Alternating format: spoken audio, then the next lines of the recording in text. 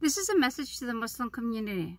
While it is true that we are supposed to keep each other honest and try to keep each other on the right path, it's not okay to harass and shame people on social media, especially new converts to Islam, new reverts to Islam, about as to why they have tattoos, why they're wearing makeup, why they're not wearing hijab, why are they dressed like that.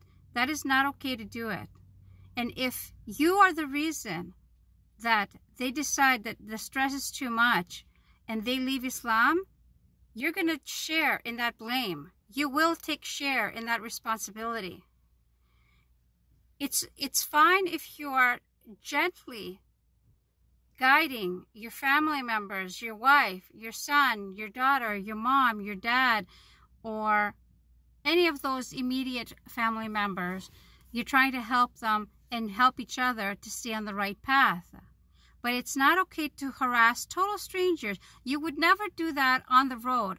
You would never do that on the street, to go up to somebody and speak to them in a personal manner, and shame them publicly. You would never do that.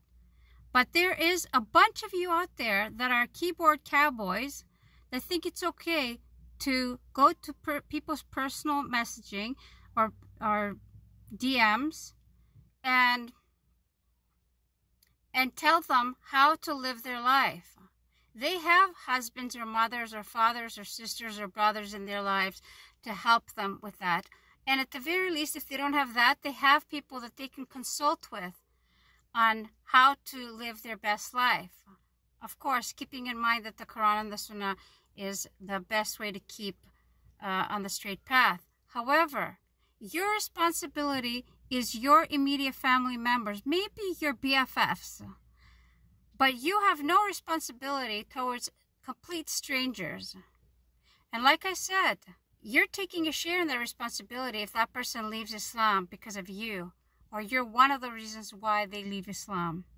No one is perfect, and we are not supposed to wait until we're perfect before we can advise somebody honestly with good intentions and good manners about something. But it has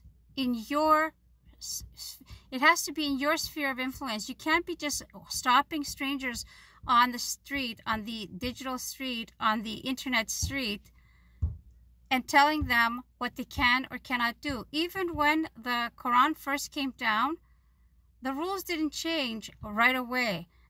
People were not expected to do a 180 and conform to certain ways of doing things. Things were phased in or phased out. They did not go haram overnight or halal overnight. Okay? It's already hard enough that our ummah is divided. So for you to go on somebody's private messaging or DM somebody and tell them, hey, you're doing this, hey, you're doing that, it's none of your business. I hate having to make this public.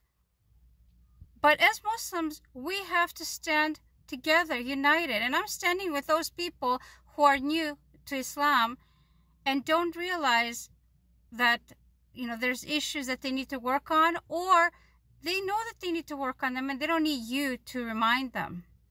You are not that person to remind them. You have not been appointed the local police, haram police, halal police, whatever that is. Stay out of it. It's not your business. Your business is your immediate sphere of influence. That's all I have to say. Assalamu alaikum.